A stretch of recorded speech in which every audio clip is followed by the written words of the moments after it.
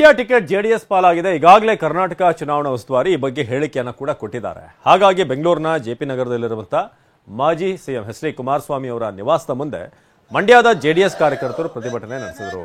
ಮಂಡ್ಯ ಮಾಜಿ ಸಿಎಂ ಕುಮಾರಸ್ವಾಮಿ ಅವರೇ ಬರಬೇಕು, ಮಂಡ್ಯಕ್ಕೆ ಅವರೇ ಸ್ಪರ್ಧೆ ಅಲ್ಲಿ ಅಭ್ಯರ್ಥಿ ಆಗಬೇಕು ಅಂತ ಒತ್ತಾಯ ಮಾಡಿದರು.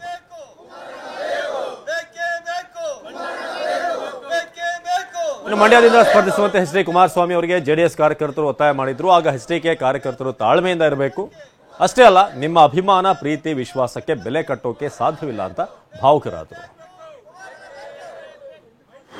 ನಿಮ್ಮ ಆಸ್ತಿಗೆ ನಾನು ನಿರಾಸೆ ಮಾಡಲ್ಲ.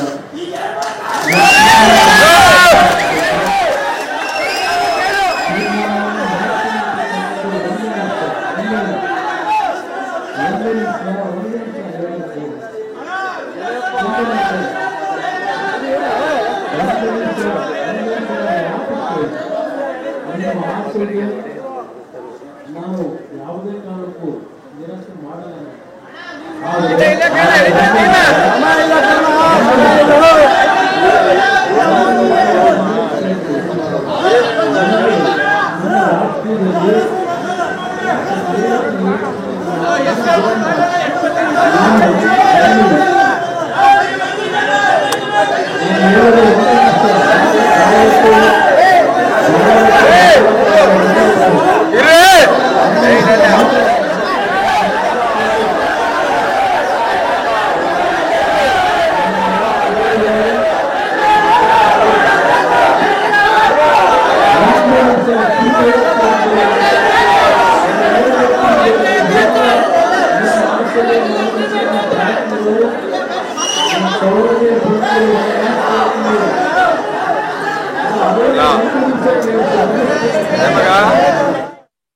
ಇನ್ನು ಈ ಮಧ್ಯೆ ನಾಳೆ ಸಂಜೆ ಒಳಗೆ ಮಂಡ್ಯ ಅಭ್ಯರ್ಥಿ ಅಂತಿಮ ಆಗ್ಬೋದು ಅಂತ ನಿಖಿಲ್ ಕುಮಾರಸ್ವಾಮಿ ಹೇಳಿದ್ದಾರೆ. ಮಂಡ್ಯದಿಂದ ನಮ್ಮ ತಂದೆ ಎಚ್ಡಿಕೆ ನಿಲ್ಲಿ ಅಂತ ಒತ್ತಡ ಬರ್ತಾ ಇದೆ. ನಾವು ನಮ್ಮ ಕುಟುಂಬದಿಂದ ಸ್ಪರ್ಧೆ ಬೇಡ ಅಂತ ಅನ್ಕೊಂಡಿದ್ದೀವಿ, ಆದ್ರೆ ಮಂಡ್ಯದಲ್ಲಿನ ಸ್ಪರ್ಧೆಯೇ ಬೇರೆ ಇದೆ. ನಾಳೆ ಸಂಜೆ ಒಳಗೆ ಎಚ್ಡಿಕೆ ಅವರ ನಿರ್ಧಾರ ಗೊತ್ತಾಗ್ಲಿದೆ ಅಂತ ನಿಖಿಲ್ ಹೇಳಿದ್ರು.